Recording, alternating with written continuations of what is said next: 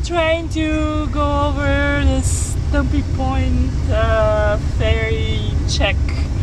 So we have a document, but we don't know if they're gonna let us through, so we'll see. Harry, what are you gonna do on the island? I'm gonna drop medical supplies off. Alright, and how often do you transport medical supplies? Every day, but I used to come in from Highway 12. I don't know.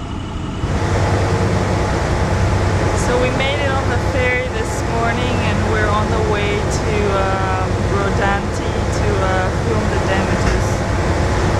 When the hurricane came through that Saturday, the villages on the north of the island were flooded and buildings and some homes washed away. We lost a house into the ocean where the new inlet cut through right north of Rodanti. So there was a ton of damage, and you haven't heard anything about it. It's been devastating. Monday after the hurricane, we were cut off all communication from phones, cell phones, internet. Our road was washed away in 5 places, we actually found out. North of Rodanti, P Island, the wildlife refuges, you can't get anywhere up there.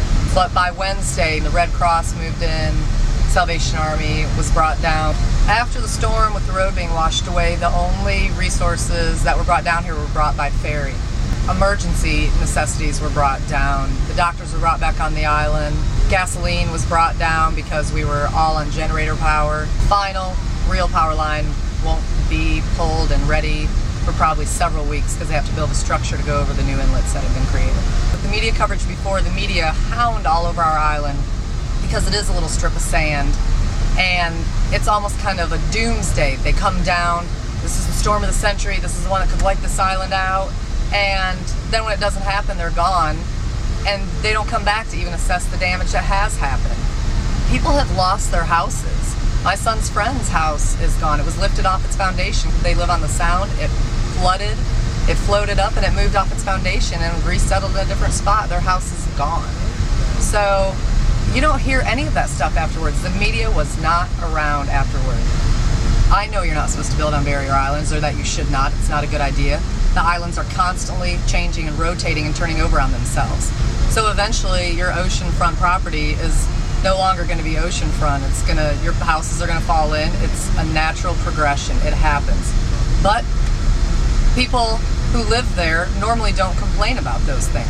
It comes with the territory of where you live. It doesn't really change my mind on wanting to live there. If I moved away from there, it certainly would be for reasons other than the storms, because with the degree in natural resources, I love the weather, I love the outdoors. I like the way the island is during a storm. I like watching the whole process of the island changing, and so to me it's fascinating. I'm cautious and I'm careful and I'm prepared and I'm aware, so that's why I'm not scared. So what does that mean for the businesses that rely on tourism? As of right now, there are very few businesses open down there. I work at a restaurant that won't be reopening, and so I'm just like that, out of a job. That's the bad thing about it, is your income can be gone in a second. Right now, they're only allowing the residents back on the island and emergency personnel and essential needs, things like that.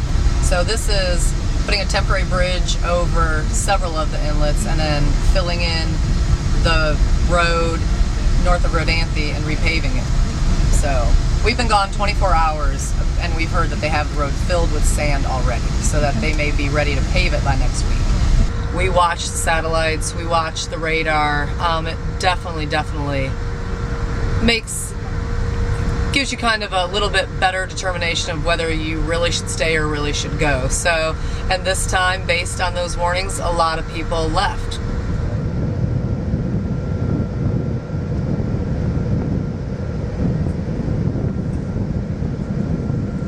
Captain Tom Richmond, R-I-C-H-M-O-N-D, Incident Commander for Irene here on the island.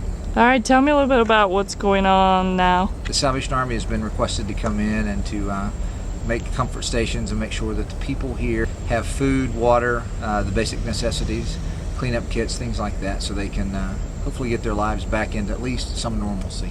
The high winds did some damage, but the biggest was the power surge of the water that came through. The area we're standing in right now, they tell me, was under about 3 foot of water. Now we're serving anywhere from 1,000 to 1,500 meals every day. This community has a great history of being able to bounce back, and they do it quite well. What they're worried about here is each other and really just keeping that way of life going. So we made it to the first road cutoff. That's just by the exit of Rodanti, and they're working pretty hard here to recover the road, putting sand, and here they're going to be building a bridge here. We're actually walking on Route 12 right now.